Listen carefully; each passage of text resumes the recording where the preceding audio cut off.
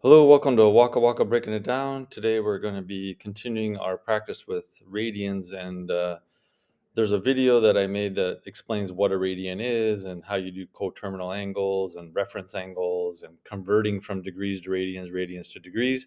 So that's in another video. So we're extending that one step further, where we're trying to use radians with our trig functions. So for example, sine of 5 pi over 6 radians, right? What does that equal? What's the cosine of pi over 3? These kind of things, right? So that's what we're getting into today.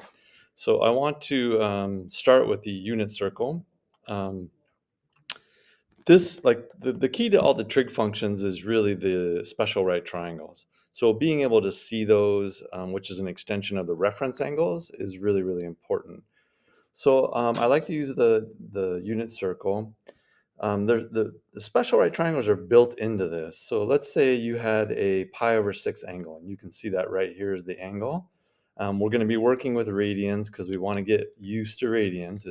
I know it's very easy for your brain to try to convert it into degrees first and then work with degrees because you're used to it. But you need to force yourself to use radians so that you get used to it, right? It's like anything else. No matter what you practice, if you don't use it, you're not going to get better at it. So just try it, right? It's like me learning Japanese, yeah. Okay, so let's start off simple. So if I said, what's the sine of pi over 6? You need to be able to, first of all, locate where pi over 6 is in a circle. You should have gotten that up until this point. You should know what that is or how to find that, right? So this is the terminal side, and this is your angle, right? We always start with 0, so this now becomes our reference angle right here, and our reference angle is pi over 6 in this case. It didn't really change because I'm still in the first quadrant, right? Okay, so that's my reference angle, and what I'm going to do is cut a triangle straight down from here. Okay, now why am I doing that? Well, I'm trying to see the relationship between the sides and trying to get that idea of what the special right triangle is. Now remember, I could replace this with 30 degrees, and then you'd have your 30, 60, 90 triangle, right? What you're used to. It's the same thing, but now it's pi over 6. So how did that work with the 30, 60, 90? Well, the side that was across from the 30-degree angle, so the side that's across from pi over 6, which is the same thing, is your 1x. That's your 1x side, right? And then the hypotenuse was 2x, if you remember that. And then the side that was on the bottom was the x root 3 side. Now you can see I'm purposely not writing the x's in, because when you do your ratios, the x's always cancel anyway, right? So just imagine this is 1x, 2x, and root 3x, right? Or x root 3. That should be real familiar to you because you've already done a lot of work with special right triangles already with your trig functions. If you haven't, you need to go back and review special right triangles. Okay, but that's what they are. So when I say the sine of pi over 6, you would just do SOHCAHTOA, right? SOHCAHTOA, and do the opposite, which is 1, divided by hypotenuse, which is 2. So 1 divided by 2 is 1/2. Now what I want you to see is that's written here as a point, as a y value of a point. So we're making the conversion that the sine value of any angle is the y value divided by the hypotenuse, which is the radius, right? So the y value in this case is 1 divided by the radius of 2 gives you 1/2. We are going to try and switch this though eventually and say, well, let's make the radius 1. Let's make the hypotenuse 1. Then what would everything else look like? Like, for example, if I divide this by 2, that's going to become a 1. That means I have to divide this by 2, which becomes 1/2. And I have to divide this by 2. So everything's getting like half as big, right? But the ratios are the same. 1/2 divided by 1 is just going to be 1/2. It's the same ratio. So now this y value is the sine function. The sine function is this height of 1/2 if the radius is 1. This is the next step from a special right triangle we're trying to get to. And I know for a lot of people that's a big jump. It's like, whoa, whoa, whoa, what are you doing there, right? You can always just stick to the special right triangle if you have to, but we're hoping you can try to make this leap with us before we get to pre-calculus next year. Okay, so 1 over 2, that's the sine. What's the cosine of that? Well, the cosine of pi over 6 is the adjacent, root 3, divided by 2. Well, you can see that's written here, root 3 over 2, right? So this is these points that you see on this unit circle are the cosine. The cosine is the x value. Cosine of the angle is the x value. I'm going to write it as a point. I know that's weird. And then the sine is the y value of these points. So the sine of whatever angle you're at is actually the y value of that point. So here I can look and say, oh, pi over 6, the sine is 1/2, the cosine is root 3 over 2. For pi over 4, they're both, the cosine and the sine, are root 2 over 2. For pi over 3, the cosine is 1/2 now, and the sine is root 3 over 2. Okay, so we can do that. But I know I'm going fast, so let's back it up a little, all right? Okay, so this is where we're trying to get to. Trying to get that idea of a unit circle where we're making the radius 1. That's kind of the goal. But this is a special right triangle. You can always stick with the one that you're used to. Like for this class, you really just have to make the leap from 30 degrees to pi over 6. You have to really get that in your brain now. Okay, so let's do the next one. We'll just kind of go around this a little bit. Maybe I should use a blank circle. Let's use a blank one here. So then it's not so filled in, right? Okay, so let's start with this next one. So let's say we have pi over 4 degrees. Well, first of all, you need to know where that's at. That's right here. This is where the terminal side of pi over 4 goes. And of course, it makes an angle with the x-axis because that's the 0 point. I can always drop a line straight to the x-axis, whether it's up or down, and then that becomes our reference angle. So this is pi over 4 degrees. Oh, pi over 4, pi over 4. Well, don't worry. It's the same thing as 45 degrees, right? But don't think like that. Think like pi over 4. Okay, what was our special right triangle with pi over 4? Well, if you remember, these were 1x and 1x, and this was root 2x. And again, I'm not writing the x's because I know when I do my ratios, those x's are going to cancel anyway, so I don't really need them. Okay, what's the sine? Well, the sine is the opposite over the adjacent, or opposite over hypotenuse, sorry. So if I'm doing the sine ratio, the sine of pi over 4, I don't like to write it out because it takes me so long, but I'm going to. So sine of pi over 4 equals opposite. I hope you can see this in the black, which is 1 over, oh, it actually shows up nicely, doesn't it? Over root 2, right? The opposite over hypotenuse. We always rationalize the denominator though, right? So we multiply the top and the bottom by root 2 over root 2, which isn't really changing the value, it's just changing the form. And when you simplify that, you'll get root 2 over 2. That's called rationalizing the denominator. So this is the form you're going to see it in. Now, if you write 1 over root 2 on your paper, you're going to get it right. That's correct. There's nothing wrong with it. But you're going to also see it a lot as root 2 over 2. So you have to recognize that 1 over root 2 is the same thing as root 2 over 2. Okay, that's the sine ratio. If I did the cosine, it would be the adjacent, which is 1, over the hypotenuse, which is root 2. And you get the same thing, right? The cosine would be the exact same value, the root 2 over 2. Okay, I'm just using special right triangles.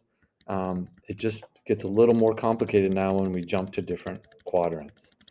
Okay, but I do want to show you the 60-degree angle one, and then we're going to jump to different quadrants, and then I'll be done here, okay? So what if we had pi over 3? Because so far we did pi over 6, we did pi over 4, and now we're going to do pi over 3. So this is like a 30-degree angle, a 45-degree angle, and now we're looking at a 60-degree angle. Okay, so it's going to stop here. This is going to be my triangle I'm going to have, that I'm going to use for trig. This is my terminal side, which becomes the hypotenuse, right? My reference angle is pi over 3. That's the angle I'm going to use to do my trig. Okay, great. Pi over 3, that's like 60 degrees if you remember. So it's still that 30, 60, 90 special right triangle, but now the sides have been flipped, right? So this now becomes the 1x side. This side becomes the root 3 side, and this is still the 2x side, right? So there's your special right triangle. Hopefully you can see that over all the lines there, but okay. So it's the same special right triangle. It's just kind of flipped now because you're focusing on the 60-degree angle, the pi over 3, as your reference angle. All right, sine and cosine. Well, it's just like before, but now the sine and cosine flipped. So what's the sine of that? Sine of pi over 3. Well, that is going to be equal to opposite over hypotenuse, right? So katoa. The opposite in this case is root 3, and the hypotenuse is 2. So using our special right triangles, we can figure out what those ratios are. If I did cosine, now I'm talking about the adjacent over hypotenuse. The adjacent, hopefully you can see that as 1, right, down there at the bottom. So this is now going to be 1 over 2, and it's going to be the 1/2. You'll see it's the same values we got before, 1/2 and root 3 over 2. It's just now they're flipped because we're at the 60-degree angle instead of the 30-degree angle. We are at pi over 3 instead of pi over 6. Okay? So that's like basically what you need to do for this unit for our class, Algebra 2. But we got one more thing to go along with this, is that what happens when we get to other quadrants? Okay, so let's look at those exact same special right triangles, but now we're in different quadrants. All right. So let's go over to, let's say we're looking for the cosine of, let's say 5 pi over 6. Okay. So now I'm in a different quadrant. I'm not in the first quadrant anymore. You have to know where to locate these terminal sides. So 5 pi over 6 is right here. If you think about it, it's 1/6 less than halfway around. It's 1/6 less than a full pi. So it's just a little bit less than 1 full pi. So it's just a little bit less than that. So it's right here. I'm going to drop a line always straight to the x-axis, right? That's going to be the triangle that you always make. My reference angle is always with the x-axis. Like, we're never going to go over here, right? This is not the reference angle. That is not the reference angle. It's down here with the x-axis always. It's the extra piece I need to get to the x-axis. So in this case, I need that extra pi over 6 to get to the x-axis. So that's my reference angle. That's the angle that's inside this little triangle. So again, pi over 6, well, I'm back to my 30, 60, 90 triangle. The opposite is the 1, the bottom is the root 3, and the hypotenuse is the 2. There's nothing that's changed except one thing has changed. Now that we're going left instead of going right, this root 3 is going to be negative. We want to represent that we actually have an angle that's bigger than 30 degrees or 60 degrees or whatever. We want to show that we're in a different quadrant now. So the ratios can sometimes be negative. So it's just like on a coordinate plane. If you go left, it's negative. If you go down, it's negative. But if you go right, it's positive. And if you go up, it's positive. So even though I'm going left here and getting a negative root 3, I'm going up, so the 1 will stay positive. You just leave that as positive. Now, important note here is that the hypotenuse is always positive. We never make that negative, never. That's always positive. So it's always just left or right, up and down that you got to worry about, and then everything else is the same. Cosine, so katoa, so that's the adjacent over the hypotenuse. So this would equal negative root 3 over 2 now, because the hypotenuse is 2. Okay, so just like before, except now we have a negative to represent that we're at 5 pi over 6 instead of just pi over 6, right? So we're representing that different angle that's in a different quadrant. Okay, so keeping tracks of the positive negatives is the only extra thing you have to do when you're in a different quadrant. Okay. Now, I do want to mention one last thing. What happens when you're right on the axis? Like, what if I had 0 radians, or if I have pi over 2 radians, or if I have pi radians? We tried to get you guys to think now like the that the cosine of these angles that we're talking about is now equal to the x value divided by the radius, right? And the sine is equal to the y value, which is just the height, right? We're looking at cosine being the x-axis, the left and right, and the sine being the up and down, and then divided by the hypotenuse, which is the radius, right? The radius of the circle is the hypotenuse. And then the tangent, of course, is the opposite over the adjacent.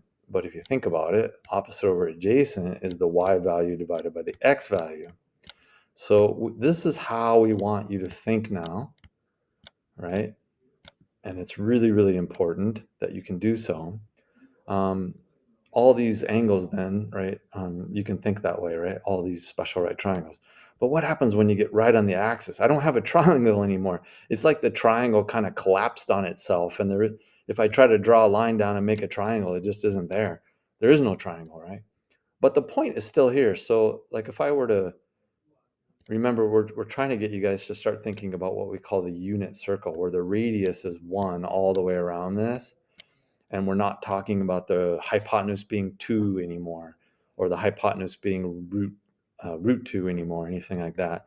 We're trying to convert these into what if they were 1, right? What if the hypotenuse is 1?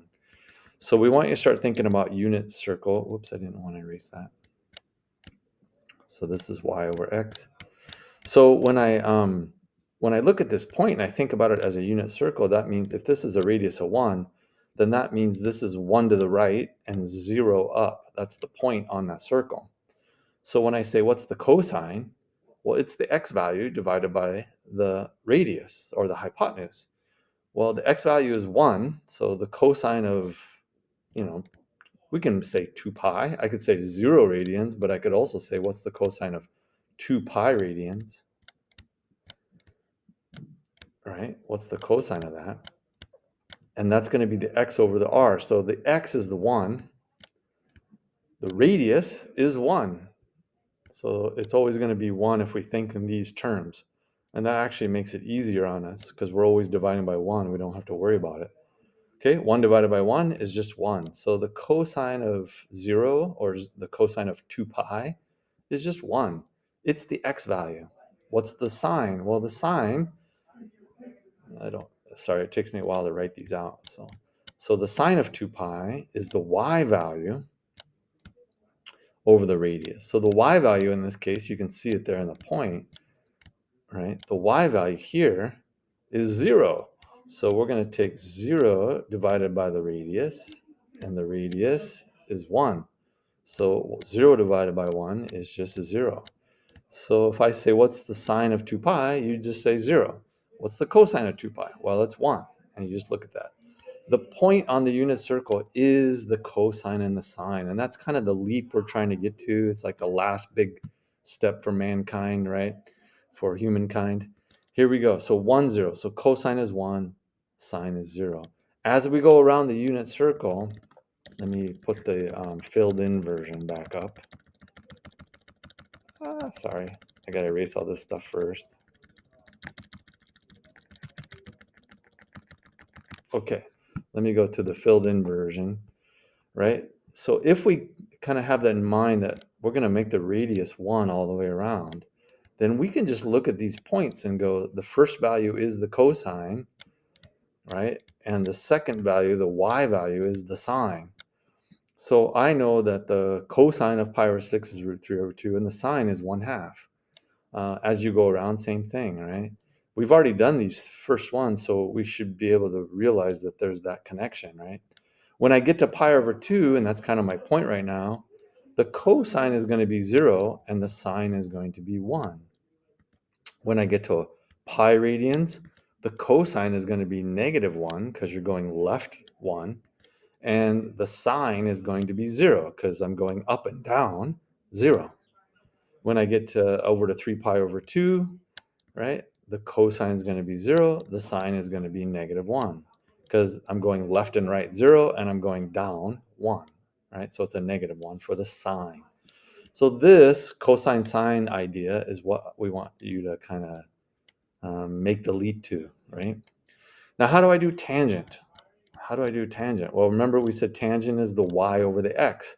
So it's really the y value divided by the x value. And the radius is still just going to be 1. So it's going to just be a whole bunch of 1s canceling, right? So it's really whatever you find for the y value, the sine value, divided by whatever you find for the cosine. So yeah, this is going to be equal to y over x, right? That's what we said. Sorry, this should have like an angle in it here. Sorry. Okay, so that's what we're going to look at real quick here. So let's go around again. So when I look at 2 pi, or I look at 0 degrees or 0 radians, if I want to know the tangent of that, I have to take the y value divided by the x value. So in this case, it would be 0 divided by 1, which would be 0. That's the tangent of 2 pi, or 0 degrees, 0 radians. What's the tangent of pi over 6? Well, I have to take the 1/2, which is the y value, divide by the root 3 over 2, which is the x value. But the nice part about this is you'll see that these, when you do like a fraction of a fraction, like you're supposed to know from 4th grade that you can multiply it by the reciprocal. So instead of dividing by a fraction, I can multiply by the reciprocal. I'm going to do that up here, okay? And you can see that these 2's are going to cancel, and I'm just going to have 1 over root 3. So this whole thing just equals 1 over root 3, which is a good answer, but you know us mathematicians, we like to rationalize the denominator, and I'm going to end up with root 3 over 3 when I rationalize the denominator. Either version is allowed, 1 over root 3 or root 3 over 3. I'm totally fine with either one. They're both correct. Okay, but this is how it works, right? The 2's are going to cancel, which is really nice. Okay, so let's look at the kind of the quick way of doing it then. So if the 2's are always going to cancel when you do tangent, right? These 2's are going to cancel, and these 2's are going to cancel. You can really just look at the tops. I can take this 1 divided by this root 3 and be done with it, right? That's the shortcut. I can take root 2 and divide by root 2, and that will be the tangent of pi over 4, which is just going to be 1, right? Root 2 divided by root 2, that's just 1. Okay, and then the tangent of pi over 3, when I'm up here, right, is just going to be root 3 divided by 1. Oh, Waka, I don't buy it. I don't understand. Okay, let's back it up. Let's back it up. Let me do the pi over 3 version, okay? And I'll do it on a special right triangle. So here's my special right triangle. Sorry. This is my pi over 3, which is the same as 60 degrees. If that's the pi over 3, then this means that this is my 1 side, this is my root 3 side, and this is my 2 side. If I'm going to do tangent of that, then you do opposite, which is root 3, divided by adjacent, which is 1, right? And the tangent will become root 3 divided by 1. That's exactly what I told you. And hopefully now, when you're looking at the special right triangle, you can see where that comes from. It's root 3 divided by 1. Right? Do you really need this 2? No, you don't really need it, do you? You just need the root 3 opposite side and the 1, the adjacent side, in order to get that ratio. So we're allowed to kind of ignore the 2 on the bottom. And that's kind of why I'm doing it, how I can do it quickly, right? But for this class, for Algebra 2, you can always, always, always rely on your special right triangles. If you're like, one of those people who need to you don't really want to make the jump to the unit circle, that's totally fine. You can wait till you get to pre-calculus to do that. But if I were you and you get your test, the first thing you're going to write on your test is the 2 different special right triangles, and you're going to like have those down on your paper so that you can refer to them while you're doing your test. The only trouble with the special right triangles is it doesn't help you when you get to the axis, right? When you're right on the x-axis or the y-axis, special right triangles are not going to help you. So that's what I'm trying to kind of extend your thinking a little bit into the idea of the x and the y being the cosine sine, and also the combination of those being the tangent, because then when you get here, like if I say, what's the tangent of pi over 2, you're just going to be able to go, oh, well, that's 1 divided by 0. So tangent of pi over 2, sorry, my writing is horrible right there. You're going to say, oh, I need the y value, 1, divided by the x value, 0. Just think of it as this is the opposite divided by the adjacent. That's really what you're doing. It's the same thing. But when you divide by 0, you're going to get undefined. So that's where you're going to have an asymptote on your graph, and we're just going to say it's undefined. I divided by 0, it's undefined. Okay? All right. When I go anyplace else, right, what's the cosine of pi? Well, that's -1. What's the sine of 3 pi over 2? Well, that's -1, right? Okay, so you should be able to kind of look at these x's and y's. Let me quickly show you the shortcut to that, and then we'll be done on the video. I'll give you a couple quick problems and we'll be done. To memorize the unit circle, you'll notice that this starts with 0, right, on the y value, because I haven't gone up or down at all yet, so it's just 0 in the y direction. If you notice, these values just increase. They go from 0 up to 1, then up to 2, and then up to 3, and then they go up to a full 1. These are all square roots, of course. I mean, the square root of a 1 is just 1. So square root of 1, square root of 2, square root of 3, and then it goes up to a regular 1. So that's how you memorize it if you want to, if you need to, like 0, 1, 2, 3, up to 1. And then the cosine is 0 up here because that's where we went left and right. We didn't go anywhere left or right. So that's 0 for the cosine. And then you'll notice it comes back down, right? Square root of 1, square root of 2, square root of 3, and it comes down to a positive 1, which of course represents that we went a full 1 over from the center, right? That's our 1 that we went over. So it really is just 1, 2, 3 up and 1, 2, 3 down, and you'll notice that all the other ones do exactly the same thing, right? They all do the same thing. Waka, why does that work? I don't understand. Well, it's because the special right triangles have a 1 on them, a 3 on them, right? And a 2 on them. So it's always 1, 2, 3. And the 45, 45, 90, right? That always has 1, 1, and root 2. So it's the 1s, it's the root 2, it's the root 3. That's where these is coming from, right? On the special right triangles, it's the 1, the root 2, and the root 3. And then the 2 that's on this hypotenuse is always what you're seeing on the bottom. Well, you're seeing that here. And then the 2 that you see on this bottom is when I take this on the bottom and I rationalize the denominator, I get that root 2 over 2 thing, right? So it's just coming from the special right triangles, right? That's all it is. That's all it is. It looks really weird and funky, but it's just kind of rearranging and messing around with the simple or with the special right triangle. Why do we want to do that? Just to give you a glimpse ahead. It's going to really help us when we start doing sine and cosine graphs, because then we can think about them as the x and the y value, and we can just go around and around, and we can get waves, right? So that's where we're headed with all this. So do your best with it. But okay, let me, like you're going to be given stuff like this, right? I'm just going to do a couple problems and then I'm done. So let's say, and I want to focus on the radian ones. Let's pick a couple radians. All right, so here we go. Let's do like these two right here. Well, those are too easy. I'll do sine of pi. Okay, let's do sine of pi. So in my brain, I got to go, okay, where is pi?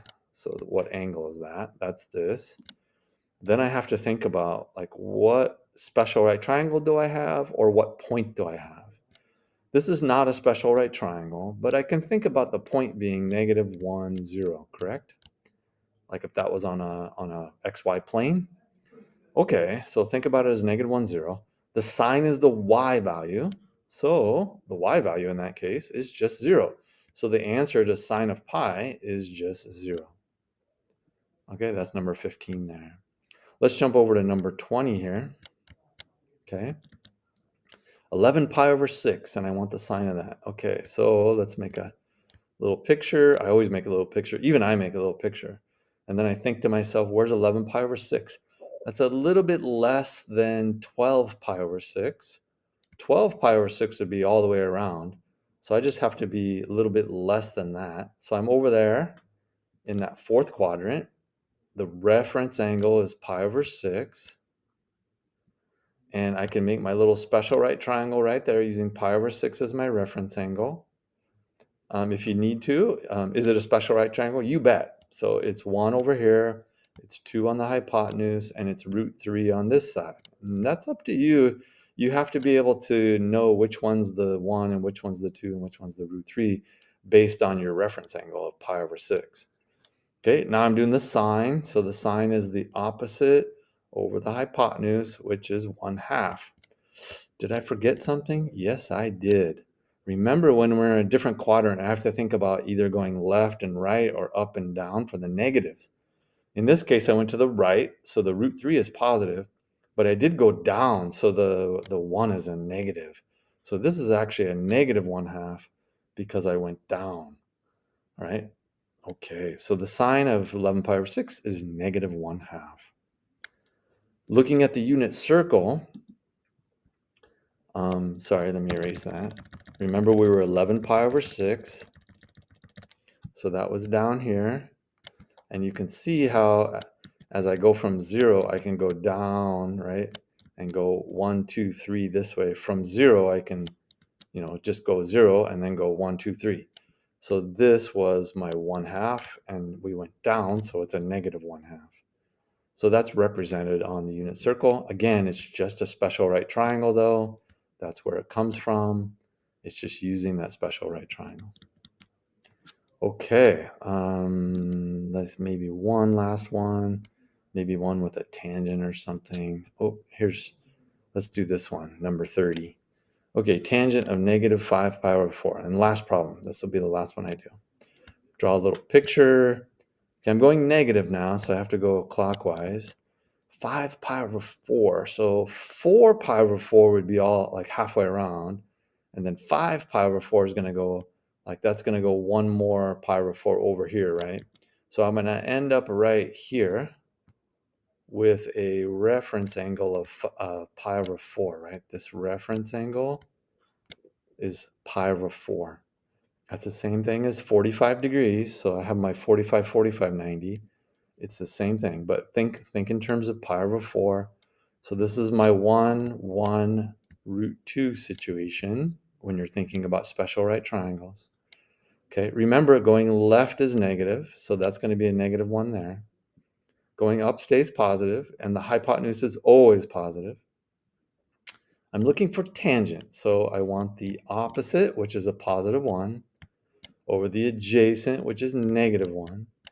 And that, when you simplify it, is just negative 1. So the tangent of a negative 5 pi over 4 is negative 1. Okay, that's what you need to be able to do up to this point, and that will get you through the test, right?